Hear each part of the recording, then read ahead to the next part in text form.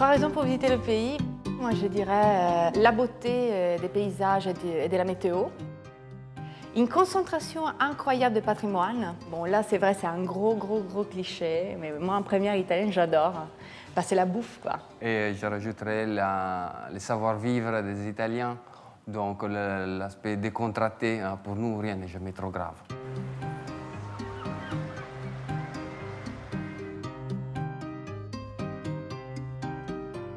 Milan, c'est découvrir les nouvelles tendances du design, de la mode, une ville qui bouge. Ou bien sûr, pour les mélomanes, c'est ceux qui aiment l'opéra, les théâtres à la Scala, c'est les théâtres plus connus au monde. Bien sûr, le Carré de la Mode avec tous les grands griffes italiennes sont tous à Milan.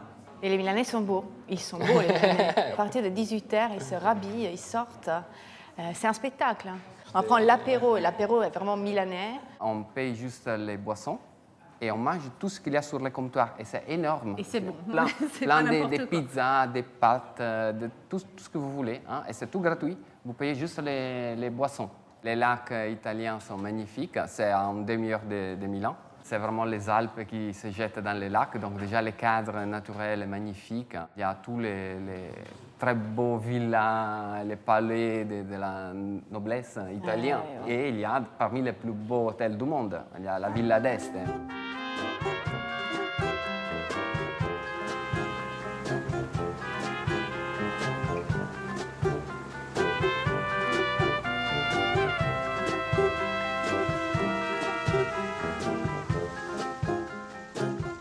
Venise est unique, oui, pour moi. Oui, je suis d'accord. Venise, il ne faut pas rester en place Saint-Marc. Ça va bien 5 minutes, comme on dit en France. Même, il faut la voir. Il faut quand même le voir. Il faut se balader, se perdre dans les ruelles de Venise. Et puis, bien sûr, s'il y a une belle journée de soleil, aller se prendre un verre en terrasse à l'Ezzatere. Oui. Le spritz, c'est un apéro à base de vin blanc. On rajoute de l'eau pétillante, genre Schweppes, et du Campari, Aperol, et une olive verte.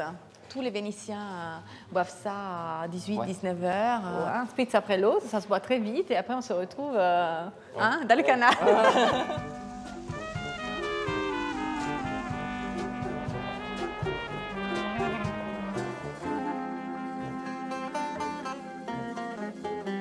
C'est la ville éternelle, c'est magnifique. Hein.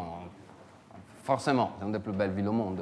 C'est une ville aux couleurs magnifiques. Et le coucher de soleil de Rome, rose, je le vois nulle part. Oui, avec les ponentino, vent typique de Rome, hein, qui évite la chaleur, voilà, qui fait trop Et c'est pour chaud. ça que tout le monde est dehors aussi. Ouais.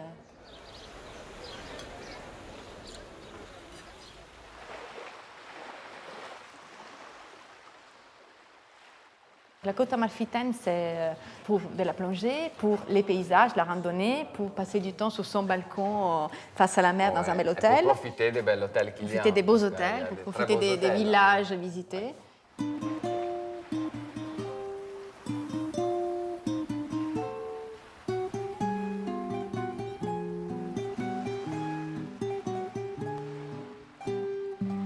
Pour la plage, il n'y a pas de surprise, il faut aller en Sardaigne. Bah oui, la Sardaigne, c'est vraiment la mer turquoise, le sable blanc avec les rochers noirs autour. C'est vraiment un paysage que tu peux avoir aux Seychelles, sauf que c'est à 2 heures d'avion de Paris, en vol direct, et tu ne te tapes pas 14 heures pour aller aux Caraïbes d'avion, voilà. Mais c'est magnifique. Tous les Italiens le savent.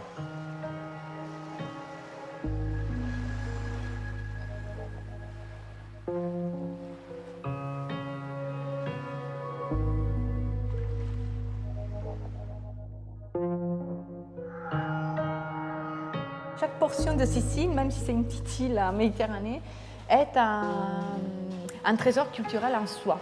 Une concentration incroyable de patrimoine, de culture populaire, de musique, de joie, d'architecture. Oui, sans oublier les anciens vestiges grecs.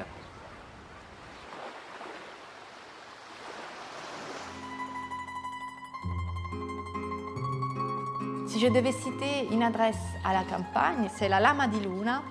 J'adore le nom, déjà, ça fait rêver. Et on a un paysage magnifique qui arrive jusqu'aux villes d'Andria en face, à Andria Trani et la mer. Donc on a à ses pieds la campagne, les vergers, la mer, des villes d'art. Et là, ça peut être un bon point de chute pour visiter un petit peu le centre-nord des Pouilles quand on veut de l'authenticité au-delà de la mer. Il y a surtout 2 régions en Italie où il faut aller par la gastronomie.